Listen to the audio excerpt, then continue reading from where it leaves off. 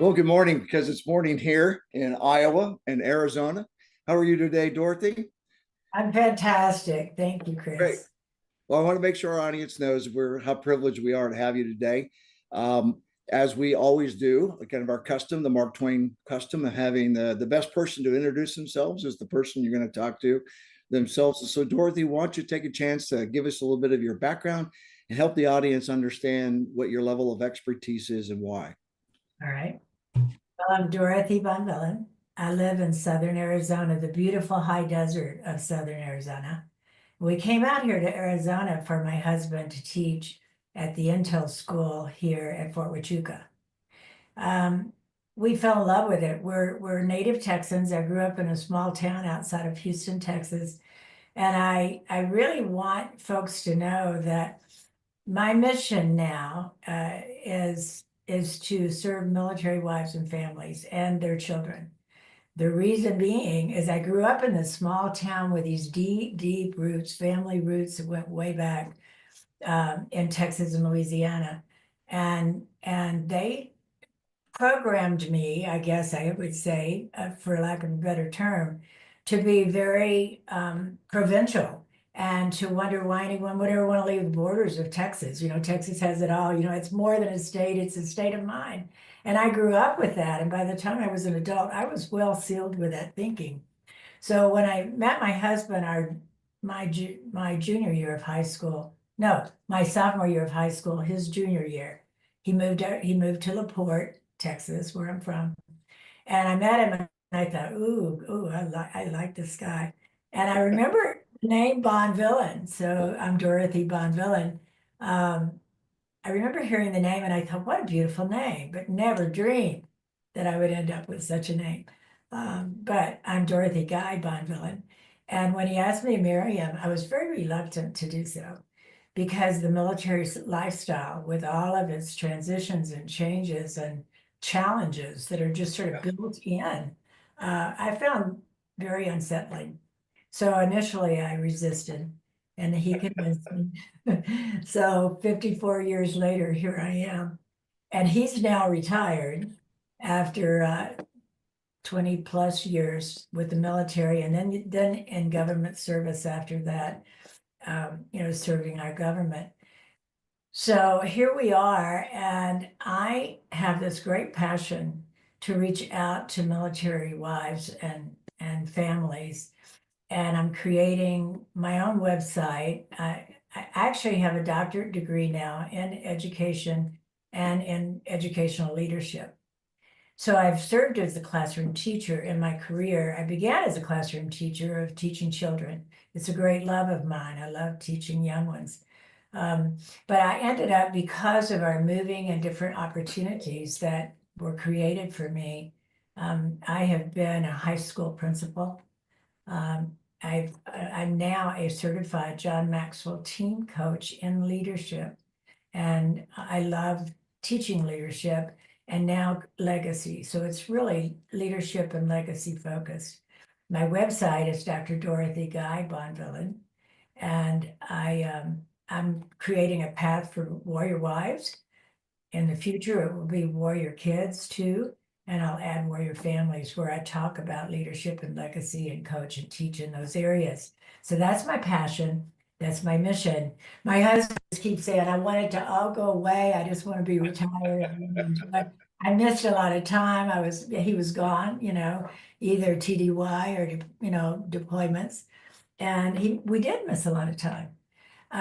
During those times, to his chagrin, I had to become very independent, and we had two sons. We raised two sons as military brats, but they're not brats. They're great young men.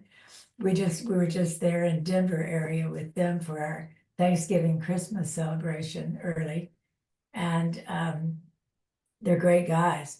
They can talk to anyone today. So when I first began to describe my experience as a military wife of, and I still say 54 years because he did continue on and it was very similar.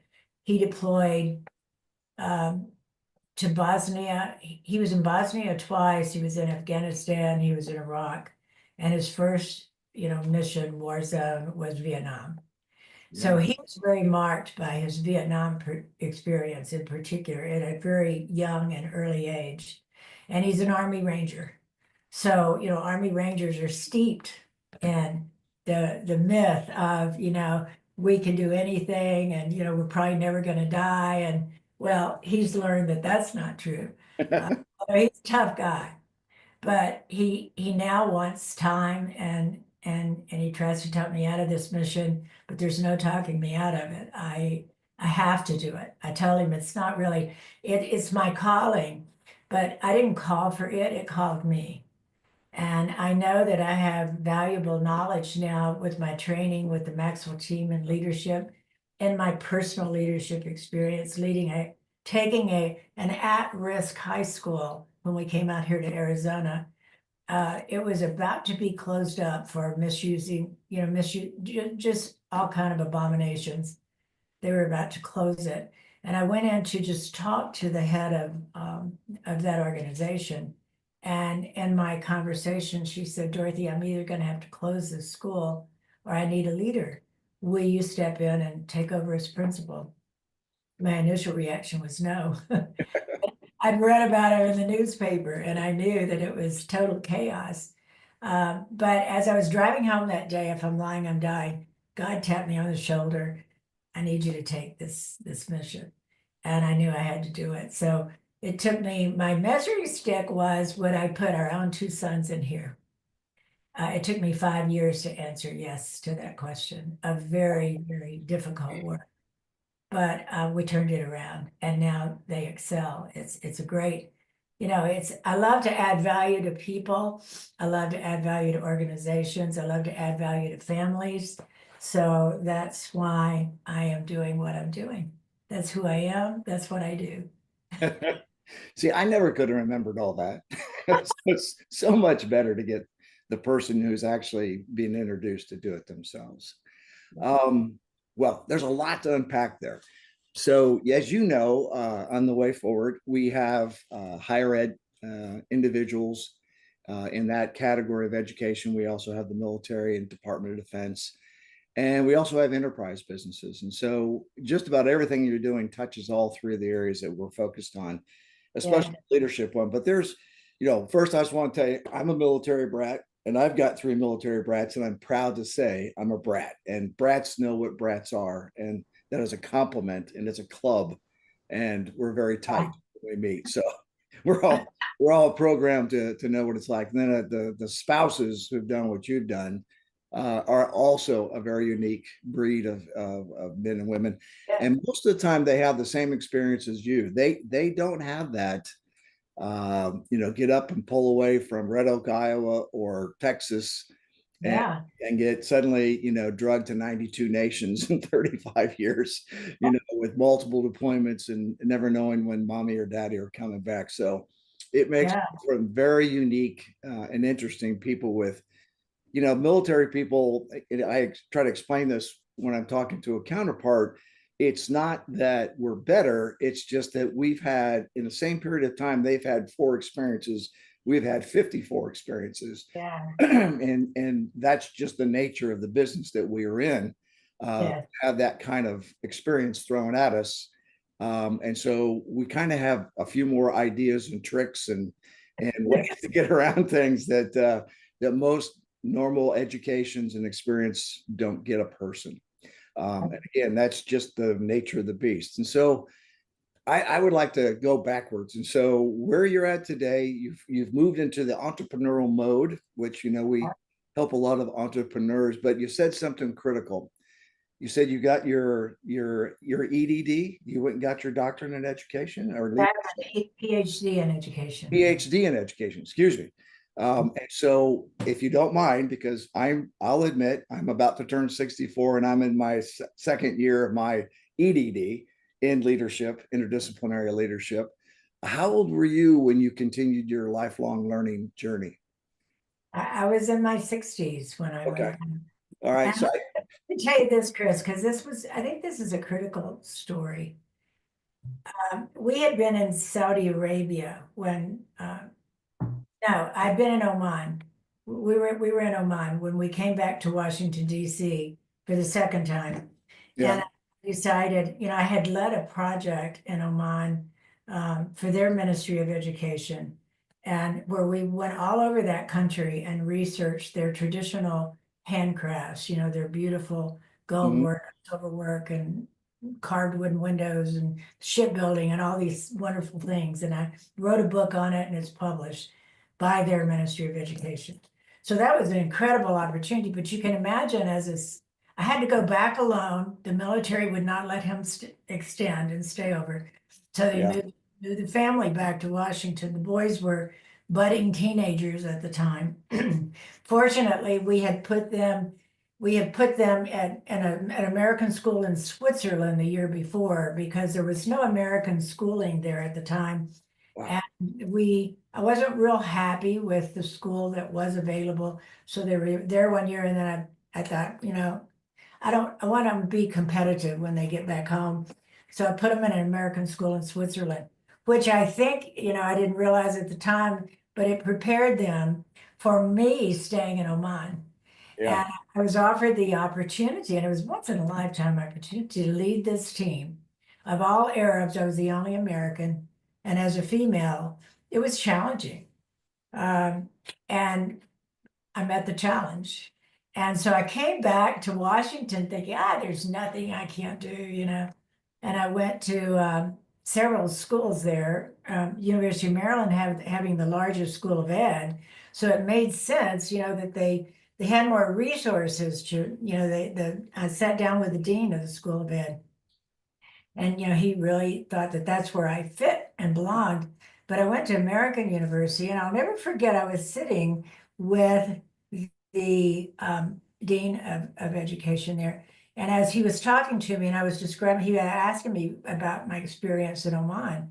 And I was describing these incredible opportunities of being in these villages all over that country and doing what we did. And he shook his head, and he said, "Oh, I shudder to think, and this is for you, working on your doctorate." Uh, he said, "I shudder to think what it's going to do to you, to your enthusiasm and your passion to put you through a doctoral program." Yeah. At the time, I was taken aback because it had been less than an hour that he'd spent with me. And he could tell that I had this belief that there's nothing I can't do at this point. Yeah. Yeah. By the time I got through with that entire dissertation project, and I believe that my gift is writing, I can express myself well when I'm writing and in words. That writing project and the committee and looking at it and go back and do this, I mean, it really had taken that total sense of confidence and resilience that I had developed. It just sort of took the wind out of my sails. I asked myself, why am I doing this to myself? Because it's taken me years now to rebuild it. I mean, he knew it was, I'll never forget that gentleman, Yeah. because Yeah. his insight into where I was at the time and what it might do to someone like me was very clever, very insightful. Anyway, I did it. I finished it by, hook or crook. I don't give up. And so that was part of my learning, and that's part of my leadership experience that I draw from. Well, and I think, and I haven't completed mine, so my opinion might change, but I started off, it was having a class and a class and a project, so getting back into the rhythm, uh, Yeah. at this point in your life where you've kind of enjoyed undoing having a rhythm. I'd had Yes. about 5 years of trying to break out of the same thing I did for 35 years in the Army. But I had there's always that seminal moment, or that crucible moment where you go, what am I doing? And I really had one. I had a really interesting impasse with an instructor. Um, and I thought, I should be better than this. I should rise above this. Only after being counseled by my wife, who, said, do whatever you want, but if you're going to do it, quit complaining about it. Yeah, just do it. Yeah. Well, Just my do most critical moment was walking in the library, and we'd been over in the Middle East, and the technology, everything was online. And it. when I finished my master's back years before, Yeah. I had card catalogs. Yeah. And Yeah. Chris, I walked in there. I'll never forget walking in there, and I was just overwhelmed. I was completely, Oh, I mean, yeah. everything was online. And so I got in line at the information desk, and I remember standing there feeling completely overwhelmed and intimidated. And I got up there to the librarian and I said, I'm planning to do a doctoral program here, and I don't even know how to access information. Yeah. And she was like, "Oh dear, sweetheart," and she started talking to me. She was very kind, thank God. But I had to learn. I mean, I went home that day and I just cried. Yeah. Military wife, I don't cry easily, No. I cried my heart out. I just thought, there's no way I'm going to be able to do this. Yeah. Yeah. Well, one of my instructors, he described, again, the generational thing. They've got kids in there Yeah. it just walked out of a master's straight into it. And then they've got others that have got a couple years, Yes. course of doing it. And he says, then we always have someone, and there's two of us. There's two of us in the cohort that have made it this far together. And we're both in our 60s. And he goes, and then there's you guys. he was like, so here's the three phone numbers you need to put on speed dial: the librarian, the research assistant, and the IT guy. And Yeah. that is so true because yeah, there's like just download these resources and you go to this and here's RevWorks. It's like, oh my God. So yeah. It's a whole different language. And you've got to learn it. And it's not easy. It's not easy. But No, running an organization is not easy. Turning a high school around is not easy. no. And it's leadership. John Maxwell says, that everything begins and ends with leadership. Mm-hmm. Yeah. Yeah. And that's what I like about the degree. I mean, you get a little pushback. Somebody go, well, why are you wasting your time learning about leadership? I go, well, in 2 years of being forced to go back and read and Yeah. dig into this and get even deeper than what I had done in the military schools and civilian schools I've been to up Right. to the point. But really, some of it resonates differently now. It's like a book you read when you're younger, and it had a certain meaning to you at the time. But if you read it again, it has a different meaning because you can Yeah. empathize and you can understand better. And so, yeah, that's what this has been. I get excited about it because it Oh, has yeah. really helped my ability to run my business. The Yeah. tools that you and I were terrified of are tools that I use now routinely. And quite frankly, they've made me a better writer. They've made me a better, Yes. person to explain things. And so, I don't, the question is, what are you going to do with the degree and you're done? It's like, nothing. It's just the process is what's helping me improve at this point in my life to, again, it goes back to Denning-Kruger. I don't know if you're familiar with that model, but it's the confidence and knowledge on a X and Y axis. And Denning-Kruger were the guys that said, you have a lot of young people or you have a lot of uninformed people that are very high in confidence. They have one or two facts. Their confidence is high. They know something better than everybody else, and they're very loud about it until somebody pops their bubble and shows them, well, you really don't know that much. And so Yeah. they drop in their confidence, but in that drop, they learn, they grow in knowledge. And so it's always coming to the realization that knowledge and wisdom is the acknowledgement that you don't know what you don't know. That's right. And that's Right. and that's what, again, this is just reaffirmed when you get to the point like you did, where you're like, hey, I know all this. And then all of a sudden somebody goes, no, you don't. That's a person of wisdom has poked you. Yeah, good stuff. So you lifelong learner, leadership. Let's go back to that school. That's an interesting situation because I told you earlier I had a situation like that yesterday. Yeah. After you made the decision, once you committed yourself and you aligned your passion to it, how do you approach solving a problem like that? How does a new CEO or principal or president walk into what some people are saying, this is a mess and probably morale is low, Oh, everyone is worried, and here you come How did you approach that? What are the best practices or good ideas you drew from that? Okay. One of the things that really served me well, stepping into that sort of challenge, because here I was, a white female. They considered me, I had come there from the DC area, so I was a total outsider to, these Southern Arizonans down here. It's a completely different type culture. And Mm-hmm. but I was aware, having lived, we lived in Saudi Arabia, we lived in Sultanate of Oman, we lived in Africa. So I was very attuned to culture and the importance of cultural differences and identities and the culture of an organization. Well, this one was it was a ground zero. It wasn't even a ground level. It was a ground zero. It was decimated. Yeah. And they'd had a student protest. They walked out of the school. I mean, I'd read about it in the newspaper, so I knew it was a terrible situation. In fact, when I told Frank I was going to take principal of that high school, he was like, "Did you bump your head somewhere?" Because he'd read the papers too. And he said, "This is a recipe for disaster." Mm-hmm. And I knew that, but like I told you, I felt led, called. It was a calling to take it.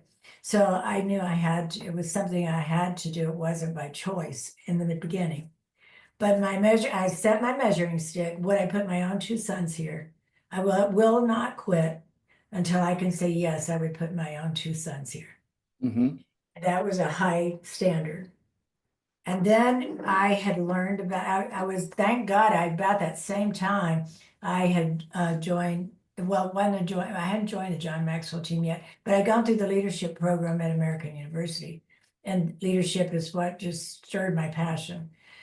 So I knew things about leadership, and I'd met Les Brown, the motivational speaker. I'd met Les Brown in Washington, D.C., and he had just come to Washington to make positive change in the capital city. Mm-hmm. That was his mission. And so I got to know him, and he would talk about, you have greatness in you. You have greatness in you. And when he said that, it landed on me. And I mean, my heart just opened up. I never had anybody say you have greatness in you. You have unlimited potential. I mean, that just wasn't, my parents were wonderful and very supportive and great parents, but they didn't know to say things like that to me. Yeah. I was a great student, but I'd never had a teacher say, you have greatness in you. Your potential is unlimited. Just go for it. Those were things that had not been said. So I picked that up from Les. You have Mm-hmm. greatness in you. And I decided, okay, I'm going to learn students' names and I'm going to call them by name. And so I would stand at the door where the students would enter the school. And I began to practice, learning names, calling them by names. And I would say things like, do you look at these beautiful people? Do you feel your greatness today? And at first they were like, I mean, it was totally foreign concept to these kids Yeah. because I don't like the term at risk in education, Yeah. but at that point in time, that school was very much at risk. And so were most of my students. And I thought, I'm going to get to know their stories. I'm going to teach them that they do have greatness within them and that there's nothing they can't do if they set their heart and mind to it. And I have personal stories that I can share that, to back that up. I did the same thing with my staff. And, Yeah. and so I had learned in some of my leadership courses that core values are really important. They're important to an individual, they're important to a family, they're important to an organization, a community, a nation. Okay. And so I used my core value principles. What are our core values for this organization, for this mission, where number one, we've got to turn the school around and rebuild it. And then number two, to convey knowledge and share knowledge and be great teachers for our students, because the most important person in their life right now, other than their family, is that teacher in front of their classroom. So I use those sort of concepts and that sort of encouragement, the criticality of the mission that we were taking on. And I had to I remember the first person I had to get rid of several people on staff who I Yeah. could I realized they just were not going to come on board.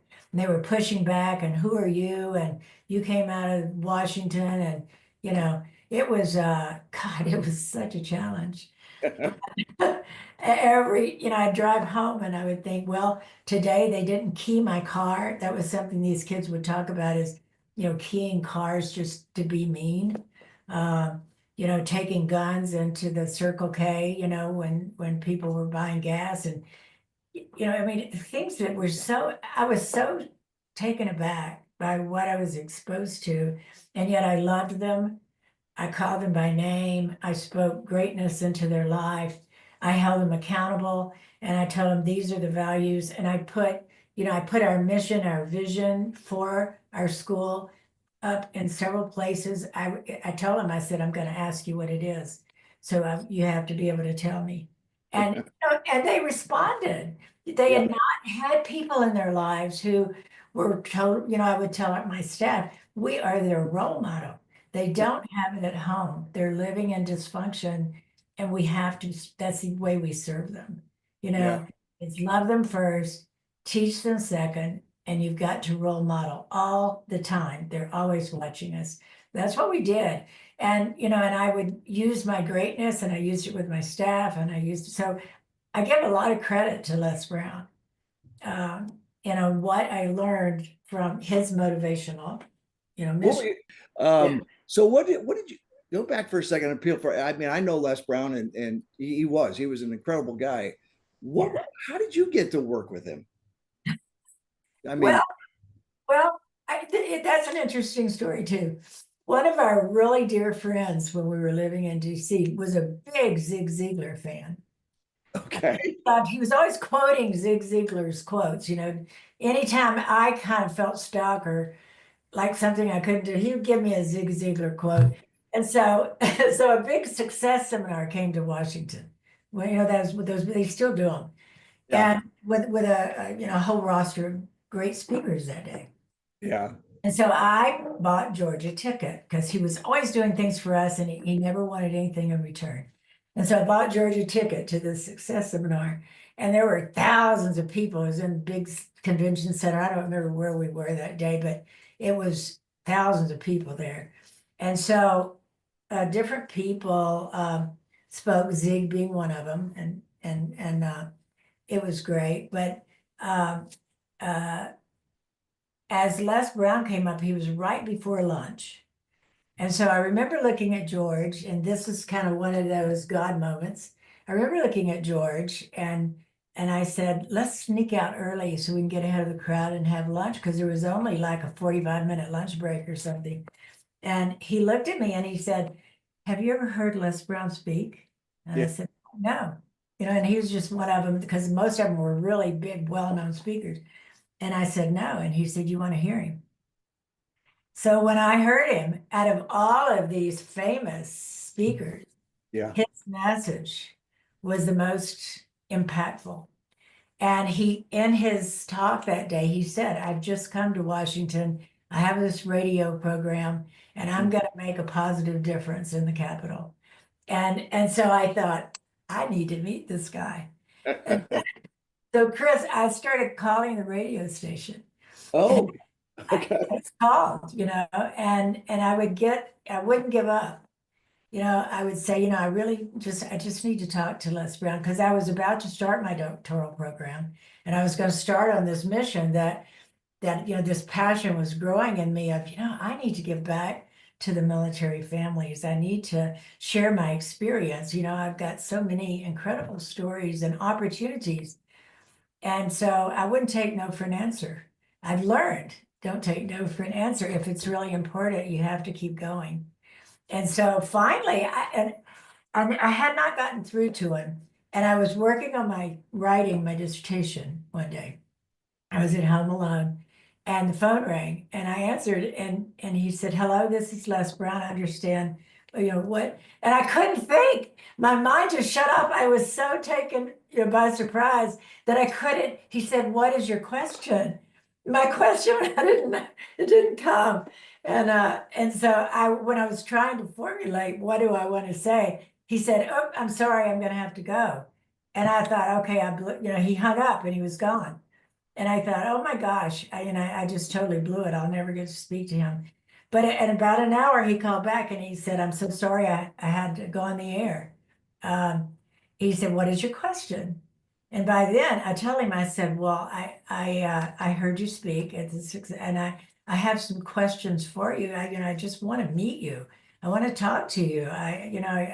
The unlimited potential, the greatness, that's something I need to know more about. Yeah. And so he invited me to come sit down with him. And then he would invite me to go to some of the speaking events where he did, so I could learn sort of what he was doing and how he was doing it. And, it was like, and then he came down to my school. Yeah. He Okay. came down because he was going to be speaking in Tucson. And so he came down, I went and got him, brought him down here. He spoke to my students.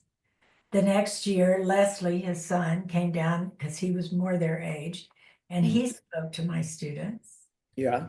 And so, they just made a difference in my life, and that's what he's about. And he certainly did it for me, and he did it for my students, Wow. and that's a great. And there's so back to the school now. So Okay. no. So no, That's all. this is the beauty of it when we meet someone like you. There's all these connections, there's all of these people, influencers and things that you use, and then you turn that back and you aspire a young person. Um, Yes. when I used to talk to say, why did you stay in the military so long? I said, there is no greater sense of accomplishment in your heart than when you help someone to realize they're better than they've ever been told they are, Yes. and do it in an honest way. Kids don't buy this, the world is your oyster, you can do anything you put your mind to. No, you go and say, no, you have an incredible opportunity being an American.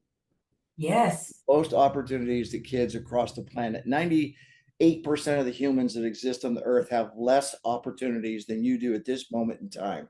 Amen. Yeah. What matters is what you do with it. Now I know I could never have been a brain surgeon. So if I just put my mind to be a brain surgeon, that would have never happened. And that I know is stupid to say to me. But Yeah. if you say figure out what that passion is and go after it, and then help them on that journey, because Yes. that journey may teach them something. Like, you can't be a brain surgeon, but you might be a great politician.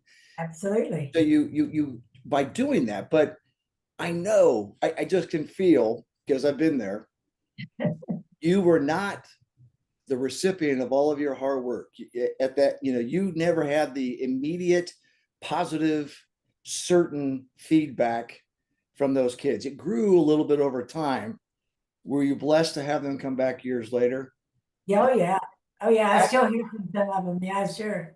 That's what I try to teach younger leaders is all of your hard work, all the example, all the investment of trying to help another human. The Yes. immediacy of that feedback you'll rarely be privileged to get it. Right. You might see an aha moment here and there and be proud, but 10 years from now, you bump into them at Hy-Vee Yes. and they say, you changed my life. That's Yes. what you do it for. That's what you do it for. Absolutely. There's no amount of money that can replace that feeling. No, So I no, know you had that. Do I you did. have a good example of one that just absolutely hated you for everything that you tried to do to them, and then Oh yeah. turned out Yeah. to have a great life because of you?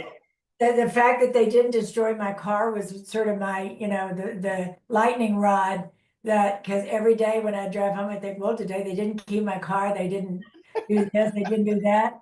They never threatened me.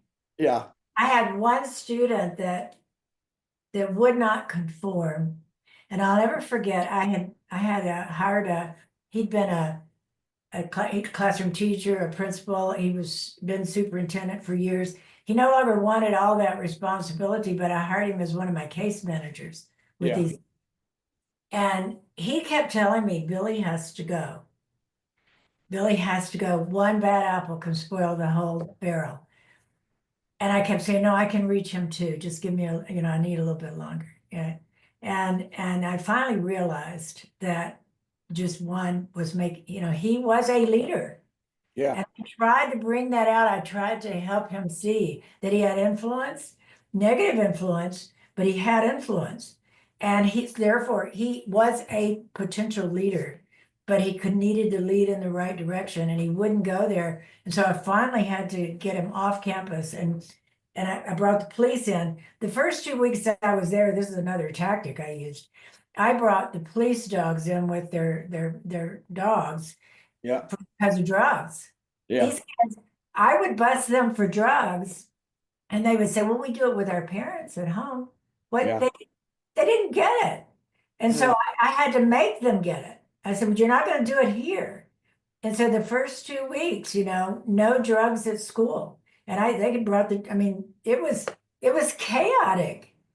And they still didn't come after me. They somehow sensed from day one when I stood at that door where they came in and began to call them by name Yeah. and talk about their greatness and say they were beautiful because all people have their own beauty.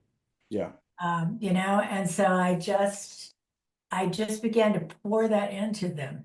And Billy had to go. And once Billy left, that was probably a month. I really tried. Came home and cried that day too. And again, I don't cry easily, but I cried for him, Yeah. you know. But the rest of them did. They heard the message. And I would tell them, I said, people don't rise to low expectations. Yep. These are the standards. These are my expectations. This is what we're going to do. And we ended up getting a national award for a hands-on project-based learning project. We did it at an old historical ranch site here outside of Sierra Vista. Wow. And I had to put together a whole integrated curriculum for that, and it had to meet the state standards. You talk about work, but we Yeah. did it because I had kids, and this is when you say, you've made a difference for a young person. I had kids in that program, and I could fill up both hands and still have some left over, who told me, had it not been for the Brown Canyon Ranch project, we'd have dropped out of high school. Oh, wow. Yeah. You know, so I just knew that they learned differently. They needed a different way of applying the principles and the concepts that we were teaching in a different way. And so Yeah. I fought for that. We did it. We saved an old ranch site that the Forest Service now owns, and we're thinking about tearing down. Lots of history, and we saved all that. Yeah. So, when I look at my life, that's what my husband and my kids said. I'm gonna go back to something I didn't say earlier. When I first started talking about, this is what I'm gonna do. And this was my experience. At first, I didn't have words for my experience. I couldn't find the words to capture what I felt. And they would say, well, I remember Frank in particular, he was like, well, what are you saying? Are you saying after, for 40 years you were miserable and you never said anything? And I would say, no, that's not what I'm saying, but I'm not sure what I'm trying to say.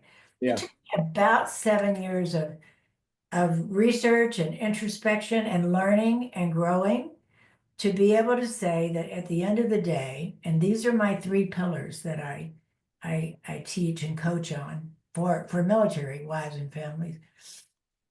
I felt, and I don't mean this in a negative way, because like you said, it's sort of the nature of the beast. Right. Okay, and it's what you do with it. But I didn't have a framework of understanding. I didn't have any mentors. Mentoring is so important. I didn't have any mentors step forward and say, what are your challenges and how can I help? I didn't have any of that. And Yeah. so that's why I'm so passionate about what I'm doing. But I realized, and I've got words for it now, is I often felt disconnected. Just about the time that I could feel connected to a community and I could add value and that there was something there I could do and I could contribute. Um, we had to move, Ooh, yeah. Yeah. it was PCS time. And so we'd get somewhere and a lot of military wives really struggle to find a job. Mhm. That's in the military's working on that now, and I salute them for that. But it is a challenge. I was always pretty lucky with that, finding something that I enjoyed and I grew from and I learned from. But disconnection was a terrible feeling that I went through over and over and over. And being a people person, it was painful. Yeah. You know, and then uncertainty, the uncertainty of it, it's just, you don't know. And my brother will argue with me and say, well, because he was a manager for Reliant Energy, he would say, well, executives and CEOs, go through some of the same things. They often have to move. And I said, yeah, and they do. And so do firemen and policemen's families. And, there are, but I can only speak from my experience. And there's still a difference because you so often don't know. You don't know. There were times when Frank, particularly once he was at Fort Huachuca and doing that sort of work, I didn't even know where he was, and I couldn't know. So there's an uncertainty where are you going next, and when are we going to have to go? And at the end of his career, I felt insignificant. And here I'd done things like lead this incredible project in Oman. And so their argument to include our sons was, gosh, Mom, look at all you've done. Look at what you've already accomplished. What, what is it? And I said, I felt at the time as active duty, I felt like I was sort of a tag along, that I was not part of the equation. I didn't have autonomy Yeah. in my own life. And I had more than I realized I did, but had no one to speak into my life and talk about these things. And so at the end of the time, I really felt insignificant, even though I'd done some great things. So I kept saying I wasn't unhappy, and I wasn't the type to sit around crying my beer. But as I have, I've really assessed it. And I said, you guys, we get you a new place. The boys were in school. Kids are flexible. Yes, they had to make new friends. Now they can speak to anyone. Very Yeah. comfortable. So yeah, would I do it again? I kept saying I would do it again, but I've got to be able to describe what I know hundreds and thousands of military spouses and families are dealing with. Yeah. And you guys are so mission focused, you're so well programmed. You always had your job when you got to your new station. You just stepped right into that. You went forward. You were mission focused. You have to be. I don't have an issue with that. My issue is what happened, how I ended up. And I want to help families realize, look, here are the realities. Here are tools and strategies that you can use moving forward and not end up feeling disconnected, uncertain, insignificant. Yeah. Well, no, it's it's like talking to my wife Marguerite. She had the same experience, and the interesting thing is, two of our brats, our sons, decided to go into the army, despite the fact I said please don't, because Yeah. I just didn't want to have to go through it yet again. Because Yeah. so I did it as a kid, I did it as an adult, and now I'm doing it as a parent. Wow. Because when my youngest was heading to Afghanistan, my wife looked at me and said, "You go take my baby's place." Wow. Yeah. And the inference was, I can't get another son, I can get another husband. So I lived, but I haven't been the spouse, and so watching Marguerite do the same sort of morphosis. But the beauty of it is we were fortunate, our sons went in. So now we had two daughter-in-laws who were military spouses. And so they did have a mentor. Yeah. And it was my wife. And I think that was, the beauty of it, if you look at our website, my daughter-in-law is on our website. She is an entrepreneur. She's a military spouse. She's a former military spouse. She had a child in the military. Now she's having one out of the military, and she broke away. And now she does exactly what you're talking about. She does career counseling for mothers, for mothers who are building work-life balance with children, and for former military spouses. And she found her passion, like you, built her business. But the big thing for her was taking that leap from, again, into the unknown. And she'll Yes. tell you that, that the military lifestyle helped her get that way, because she was a homebody. Like I say, homebody. She was Yeah. normal Yeah. like everybody else. Normal. Yeah. Yeah, normal, unlike the rest of us. And our other daughter-in-law did the same thing and got her advanced degrees in counseling, and she now has her own business. You know, Yeah. both of those spouses with children, with Yeah. that experience, through a little mentorship, what you get, they could now, look at your website, which we'll make sure is on this podcast, and say, Yeah. how do you make that leap into the great unknown, into Yeah. that, how do you do that leap of faith? And that's what I watched with both of my daughter-in-laws. Is, it's like that scene in Indiana Jones. They grabbed their heart, they took the step, and they hoped there was something there. Yeah. Because the thing is if there wasn't, we would encourage them to get up and do it again. And they both Yes. took that leap, and it works. It works. And that's what I love doing, the coaching for entrepreneurs, to say, even like, and both of their husbands, my sons, are they're also independent 1099 entrepreneurs, and they have W-2 jobs. Okay. Yeah. And the Yeah. other one's got a Yeah. W-2 job. He's a 1099, and he's in the Missouri National Guard. So again, Wow. military kids, there isn't one size fits all. There is no normal. That's right. That's Everything right. is diverse. It's either Yeah. neurodiverse or whatever. But Well, no, that's been a struggle too, just learning to be an entrepreneur. yeah, Because I say I'm an entrepreneur with an educator's heart. yeah, And educators just we generally we give, we give, we give.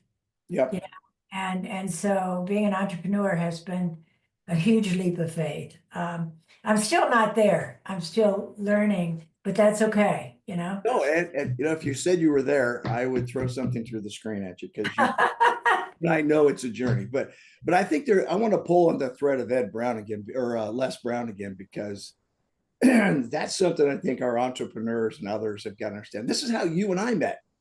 You just Yes. called me out of Yes, the blue I and did. said, "Hey, I want to talk to you." I did. I did because when I saw that CNN coverage of you telling those soldiers, having the courage, number one, and within you, but for them, your leadership skills were very obvious to me, and I was into leadership study at that time. But for them to do it, Mhm. in that sort of a crisis situation, it had to be so unnerving and totally frightening. And for you to tell them and then them to follow suit, you know, take a knee, point your rifles to the ground and smile. I thought, I have to talk to this man. I have to talk to this man. I've learned not to be afraid. People who have done incredible things, they love for you to come and want to learn and know. Yeah, Uh, and I feel the same way. I want to give back. I want to make people better. I want to build and just add value and let people know we really do have unlimited potential. Yes, I couldn't be a brain surgeon either. I'm not sure yet I can be an entrepreneur, but well, I'm building a website. I have a vision for what it's gonna, I know who I'm gonna serve, but yeah. I can serve. A lot of people say my book. Here you My go. book is Loving Your Life, 7 Steps for Military Wives. And people who have read it say, well, that's really for anyone. Yeah, yeah. Why I was gonna say, I would not come to your website because I'm not a military spouse. I'd go there anyway. But, yeah, but yeah, the courage it takes to do what you do, which is just pick up the phone and call them and say, "Hey, I want to talk to you." There's two lessons in it that I'd like our audience to take from that. One is that it is okay, because yeah. and I can only speak for myself, but well, let me take this back. Henry Kissinger, when somebody said, "Just call him," for about 2 years, I kept saying that is not, that man wouldn't return my call to say, there's no reason for him to, and you know what? He took the call. And Wow. I had lunch with him. I had lunch with Henry Kissinger on K Street in Washington, D.C. He didn't have anything else to do. And he talked for 4 hours. He Wow. just sat there. I mean, it was like history. It was a celebrity. It was mind-bending things I'd never thought about. Just Yes. asked him questions and he just kept talking. But what I learned is that people like that, people assume you should leave them alone. So they literally are sitting on gold mines of knowledge and wisdom, experience, and nobody's Yes. asking them for it. And most of the time, those kind of people are so humble that they don't Yes. put anything out there. They're not out there to ingratiate. They get Yes. it, they have it, they'd love to share it. Yeah, But they long to share it. They yeah, long to share it. mentors are not assigned. They don't come find you. Mentors have to be asked. Yes. That's the greatest relationship. Pick up the phone and go, I would love to spend some time with you. I'd love to learn more from you. And I'm Yes. saying this because I'm trying to get at Richard Branson right now because he just opened a school for dyslexic people. I'm dyslexic, and my dissertation is the lived experiences of leaders with dyslexia. And, Wow. and what I have found and what I'm confirming in my research so far is that some incredible leaders are dyslexic. And there's the power and the gift of dyslexia. It's not a mental illness, it's not a deficiency, it's just a different wiring of the brain. So we see the world from very different lens, and we tend to be really empathetic and strong leaders. And Oh, yes. when you sit Yeah. there, you go Steve Jobs, Richard Branson, Einstein, you know, Henry Winkler, my favorite actor in the whole world. You go through this list of people who were dyslexic, and you go, wait a minute, I thought this was, So I just recently took a dyslexic kid to Fort Leavenworth with a group of high school students, did something similar to what you were talking about. I thought, I'm going to take them down. I'm going to show them the largest university in the world, all these majors doing wargaming, all these majors, at their mid-career, top of their class and everything. And the kids that I met in the special ed class that I was working with and with the mainstream class I was working with, so it was a mix. They were okay when I saw them in the classroom. When they were there, they were magnificent. They were engaged. They asked questions. They joked. At one point, I put them in an auditorium just to show them. I'm showing them the largest auditorium west of the Missouri River. That was my intent. They ran up and jumped on the stage because there were two podiums and started a presidential debate. Oh, wow. I went to each microphone, and two got in the middle and played the moderator. And they were asking legitimate questions. And I just sat back and went, how did that, what? Oh my gosh. And so all day long, I've got teachers sending me notes going, are they behaving? Are they okay? Are they embarrassing you? And I'm like, these kids are incredible. You just lit up their brain. Yeah. Yeah, Connected. you just got to get them out of that. I mean, and I go back there, it's because it's the high school I went to, and I get almost ill. It's cinder block walls. I have to tell you this. I have to tell you this story since you're doing dissertation. I just, we were up there in the Denver area with our kids for our Thanksgiving, Christmas celebration. And my precious daughter-in-law is dyslexic. And when she and David decided they were going to marry, she felt totally intimidated by the fact that we all had degrees. The boys both had degrees. I think I was still working on my doctorate, but Frank has two masters, and I was working on a doctorate, and she said she just felt like, I shouldn't be in this family. And so she had not finished high school. She dropped out because she perceived, because of the way a lot of people didn't understand dyslexia back then. And she thought she was just really stupid. Her concept of herself was, I'm just stupid and I'm not enough and I don't measure up. And she struggled to read, and she kept talking about, I don't even have my high school diploma.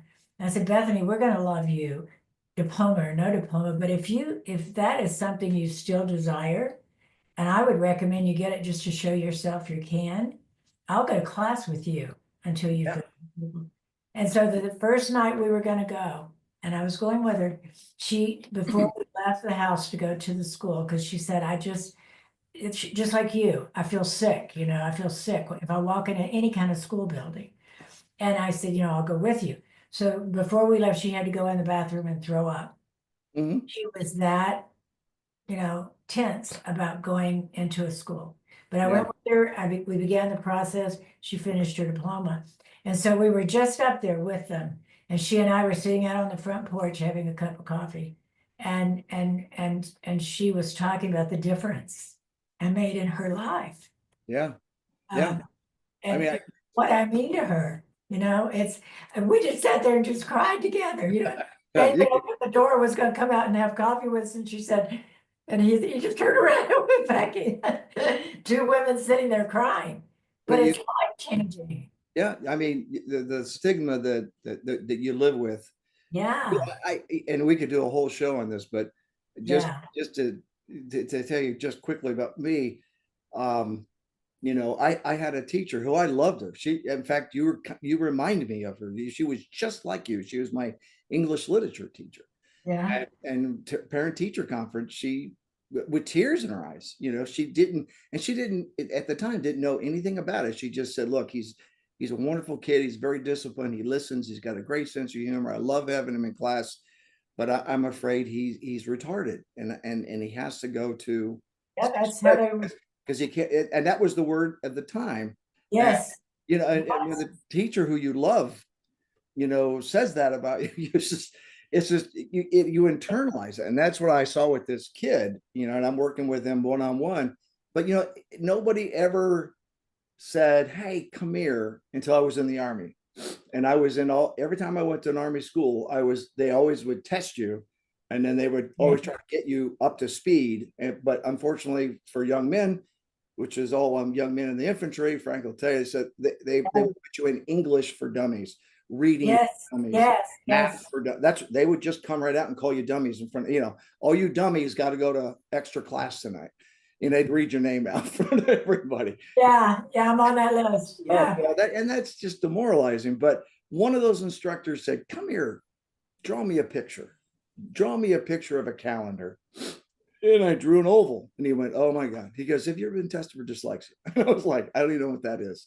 And next thing you know, he showed me 3 techniques. My world changed. Wow. World changed. I became the provost of the largest university in the world, but I was retarded in high school. So yeah, I still get stomach aches when I walk past that classroom, because I have to walk past it to get to the special ed classroom. And then when I'm in there, that's the same one I was in 45 Wow. years ago. Wow, Chris. So yeah, that's what's been my passion with this degree is blowing this open and exposing it. And you watch somebody like Richard Branson, that's what Yes. he's doing by opening his own university. Yeah, yeah, yeah. I asked Bethany, I said, do you realize that Richard Branson is dyslexic? Oh yeah, yeah. You gotta I said, get her. all kind of great people who have done great things. He's got degrees online. It's a university. You might want to get her to look at Oh, that. I love that. Would that be Yeah. cool? That'd be cool. I'd love to talk to her sometime too. Oh, yeah. All right. You've already given us 3 things a couple of times. Well, let's give them again. We'll call these the Pillars. I call them pillars. Dorothyisms. Okay. All right. So give us our Dorothyisms, and we can conclude with this today and thank the audience for taking the time to watch us. The 3 things that I feel like I came out at the end of the thing. Is that it? Yeah, sure. Or the 3 things you did at the high school. Oh gosh. Well, the 3 things I did at the high school, and that was after I'd stepped into that leadership role and that leadership mindset and that unlimited potential, believing in unlimited potential for anyone who finds their passion, who finds their purpose, and who knows their mission. Okay, those are really the 3 things, but that's where I was with this school. I knew I'd been called to do it. And I did it with being personal, calling names, learning about who they were. It wasn't what are you doing? It's who are you? Yeah. Who are you? And then convincing them that they had unlimited greatness, just unlimited potential and greatness inside.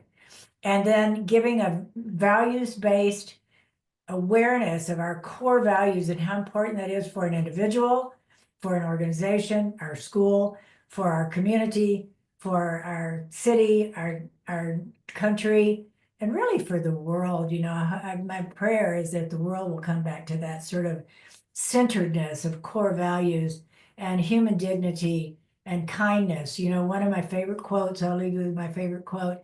is be kind whenever possible. And it's always possible to be kind. That's incredible, Dorothy. Thank you for your time today. Have My a great holiday. It's my pleasure.